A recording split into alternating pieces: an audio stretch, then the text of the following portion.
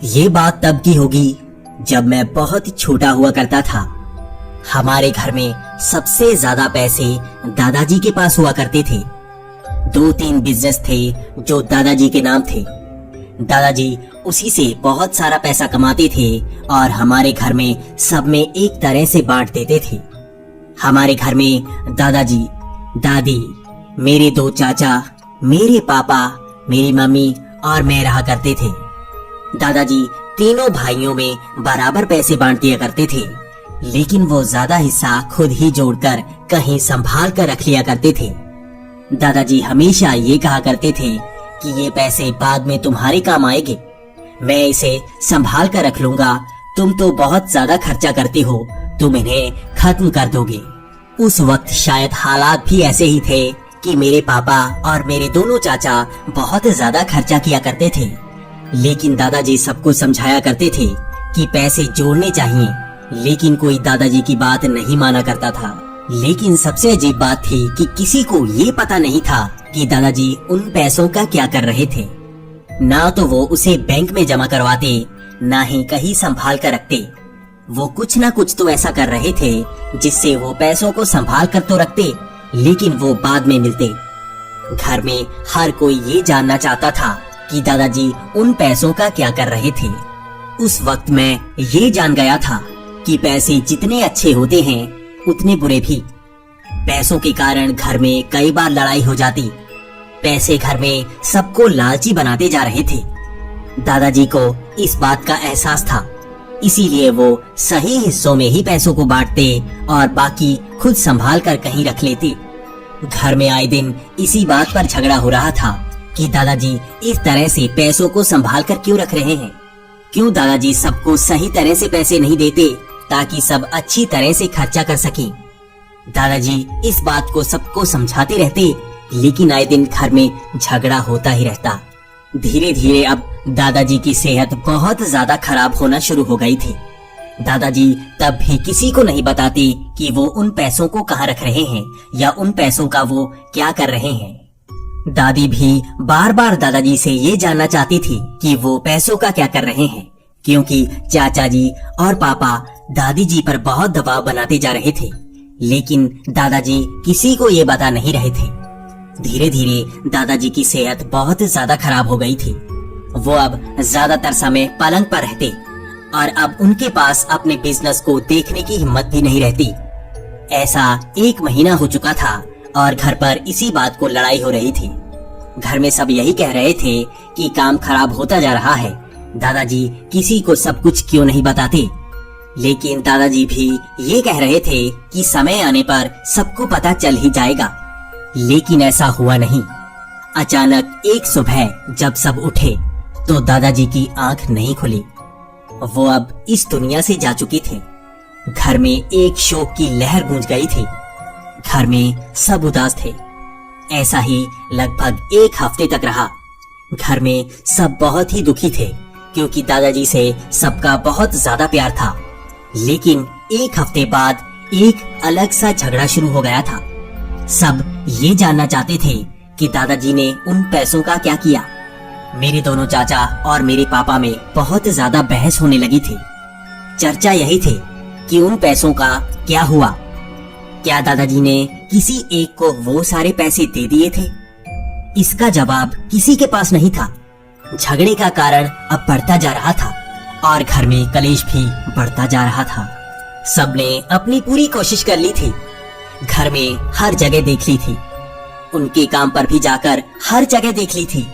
कहीं पर भी कोई पैसा नहीं मिल पा रहा था, ना ही कोई जमीन, ना ही कुछ। उन्होंने कचहरी में भी कई चक्कर लगा लिए थे। क्या उन्होंने कोई जमीन खरीद ली थी या वो सोना ले चुके थे? किसी को कोई जवाब नहीं मिल रहा था। आखिर सब इसी बात से तो परेशान थे। जब किसी को कोई जवाब नहीं मिला तो सब निराश हो चुके थे। लेकिन मेरे सबसे छोटे चाचा, उनके पास एक जवाब था। वो बार बार कह रहे थे कि अब तो कोई ना कोई तांत्रिक ही उनकी मदद कर सकता है। घर में कोई भी एक बात पर राय नहीं बना रहा था कि हमें ऐसा करना चाहिए, लेकिन मेरे सबसे छोटे चाचा इस बात पर अड़े थे। वो कह रहे थे कि तांत्रिक ही इसमें हमारी मदद कर सकता है। तांत्रिक दादाजी की आत्मा से बात कर सकते हैं और इसी हालात में वो जान सकते हैं कि दादाजी ने उन पैसों का क्या किया। अगले कई दिनों तक घर में झगड़ा होता ही जा रहा था और अंत में एक बात पर सुलह हो गई थी कि उन्हें गांव के पास ही शमशान में रहने वाले उस तांत्रिक के पास जाना चाहिए। वो जवाब दे देगा। आखिर जो भी पैसा मिलेगा वो बराबर बांट लिया जाएगा। किसी को कोई छोटा हिस्सा नहीं मिलेगा। पैसा बिल्कुल बराबर जाएगा। इस सुलह के बाद अब उस तांत्रिक के पास जाना था। वक्त रात के 8 बजे का था और मेरे दोनों चाचा और मेरे पापा उस तांत्रिक के पास जा पहुंचे थे। तांत्रिक जानना चाहता था आखिर किस तरह की परेशानी है।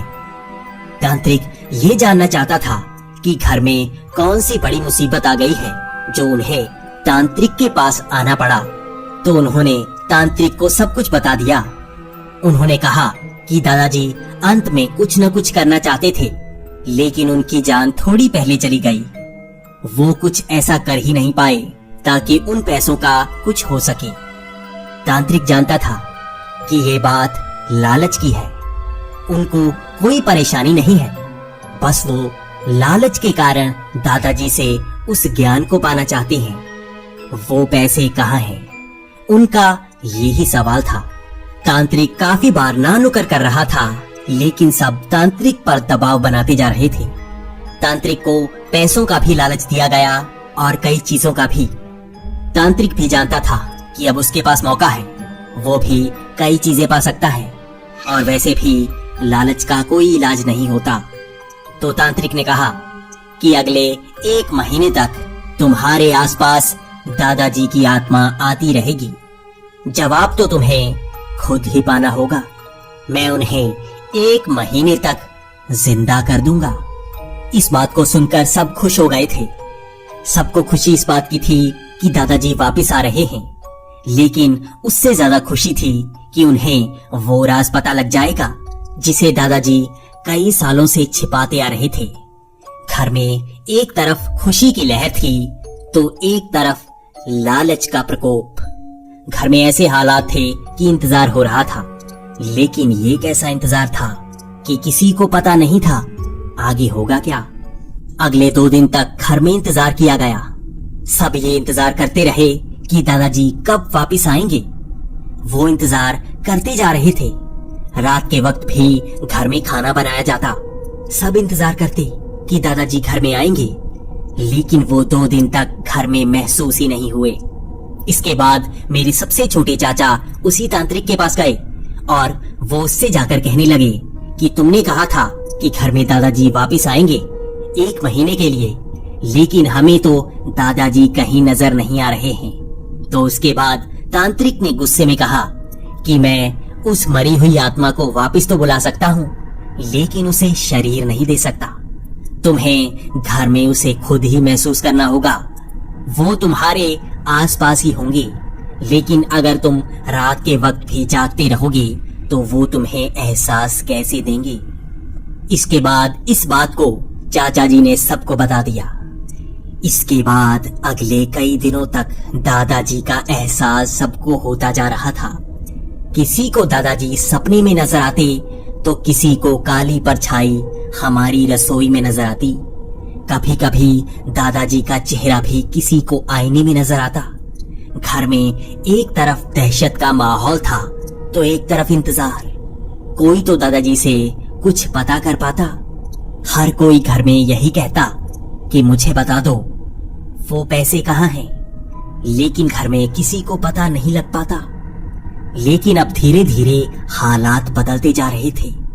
दादाजी का एहसास बढ़ता तो जा रहा था, लेकिन सबको लगने लगा था ये दादाजी नहीं है, क्योंकि सबको एक डरावना सा एहसास होता। मेरे दोनों चाचा और मेरे पिताजी बहुत ज्यादा बीमार होने लगे थे। उनका जैसे खून सूखने लगा था। हर तरह के डॉक्टर को दिखाने के बाद भी किसी को इलाज नहीं मिल रहा था। उनके हालात धीरे धीरे बदतर होते जा रहे थे। ऐसे हालात थे कि इस उम्र में जैसे बुढ़ापा छाता जा रहा हो। मेरे दोनों चाचा की उम्र 30 से 40 साल की होगी और मेरे पिताजी की उम्र 40 से 45 साल के बीच। फिर भी वो बहुत ज्यादा बीमार रहते। उन्हें अब पलंग से उठने में भी परेशानी होती जा रही थी। इसी तरह से 20 दिन गुजर चुके थे और अब दादाजी से मिलने की खुशी दहशत में बदल चुकी थी। घर में ऐसे हालात थे कि सब डरे डरे से रहते। घर में होना ही कुछ ऐसा शुरू हो गया था। घर में कई जगह अपने आप आग लग जाती। किचन में कभी कभी सिलेंडर की पाइप अपने आप निकली हुई होती और सिलेंडर ऑन होता। इस तरह से गैस फैली होती कि बस एक चिंगारी हमारे घर को उड़ाने के लिए काफी थी। ऐसे ही हालात हर तरफ थे। इसी तरह से कांच की बोतल गिरी हुई होती और वो टूटा हुआ कांच किसी ना किसी के पैर में चुभ जाता। ये बहुत ही खतरनाक से हालात थे। हर कोई डरा सा सहमा सा घर में ही रहता। अब रात के वक्त भी एक परछाई आसपास घूमती रहती। उसे ढूंढने की जरूरत नहीं पड़ती। वो तो जैसे हमारे आसपास ही होती और अब धीरे धीरे वो हमें जैसे छूने सी लगी थी। वो इस तरह से हमको एहसास देती कि सब डर जाते। घर में सबकी सेहत इतनी ज्यादा खराब हो गई थी कि अब सबने फैसला किया था कि उन पैसों का कुछ नहीं होगा। हमें तांत्रिक के पास जाकर दादाजी की आत्मा को वापस भेजना होगा। इस तरह मेरे दोनों चाचा और मेरे पिताजी तांत्रिक के पास गए और वो उससे कहने लगे कि इस आत्मा से हमें कोई मदद नहीं मिल रही है, इसे वापस भेजना ही होगा। तो तांत्रिक ने कहा कि जो आत्मा इस दुनिया में आ जाती है वो सही समय पर ही वापस जाती है। एक महीना सहना ही होगा। इसके बाद वो तांत्रिक वहीं अंधेरे में कहीं गायब सा हो गया। वो तांत्रिक 1 महीने तक नहीं मिला और घर में ऐसे हालात 1 महीने तक रहे। सबके हालात जान छुड़ाने वाले हो गए थे। हमें ऐसा लग रहा था कि ऐसे हालात अगले महीने तक चले तो शायद घर में कोई ना कोई और जरूर इस दुनिया से चला जाएगा। लेकिन किसी तरह से 1 महीना खत्म हुआ और जैसे हमारी जान छूटी थी। हम इतना जानते थे कि ये आत्मा दादाजी की ही है। वो हमारे आसपास ही थे। मैं भी उन्हें महसूस कर सकता था, लेकिन मेरे दोनों चाचा जी और मेरे पिताजी उन्हें ज्यादा महसूस कर पा रहे थे और वो जैसे उनसे डरे डरे से रहते। 1 महीने बाद हमें जैसे वो परछाई दिखना बंद सी हो गई। जैसे सब कुछ खुद ब खुद सामान्य होना शुरू हो गया। सबकी सेहत ठीक होना शुरू हो गई। इसके बाद सब मिलकर उस तांत्रिक के पास गए तो उस तांत्रिक ने सब कुछ बताना शुरू किया। उसने कहा कि तुम्हारी आंखों पर लालच की पट्टी बंधी थी। तुम तो चाहते थे उस राज को जानना जो शायद तुम्हें कभी ना कभी पता लग ही जाएगा, लेकिन लालच के कारण तुम उसे अभी पाना चाहते थे। एक आत्मा को अगर बुलाना हो तो वो आती तो तुम्हारी मर्जी से है, लेकिन जाती अपनी मर्जी से है। तुम सब खुश नसीब हो कि उस आत्मा ने तुम्हें कोई ज्यादा नुकसान नहीं पहुंचाया। जो आत्मा शरीर छोड़ देती है वो हमारे रिश्तेदार नहीं रहते, बल्कि वो प्रेत आत्मा होती है।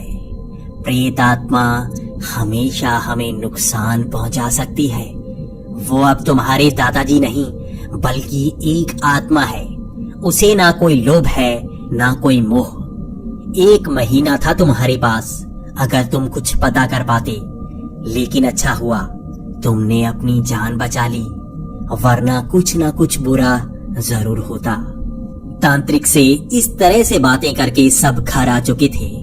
सब ये जान चुके थे कि अब हमें कभी उस राज का पता नहीं लगेगा और हम जानना भी नहीं चाहते थे। ऐसा राज जो एक और जान ले किसी को पता नहीं होना चाहिए। लेकिन 6 महीने बाद उस राज का सबको पता लग ही गया। दादाजी के पास ज्यादा पैसे कभी थे ही नहीं। दादाजी के 3 कामों में 2 काम तो पहले ही बंद हो चुके थे। एक ही काम से जितने पैसे मिलते उन सबको दादाजी घर में 3 हिस्सों में बांटकर मेरे दोनों चाचा जी और मेरे पिताजी को दे देते थे।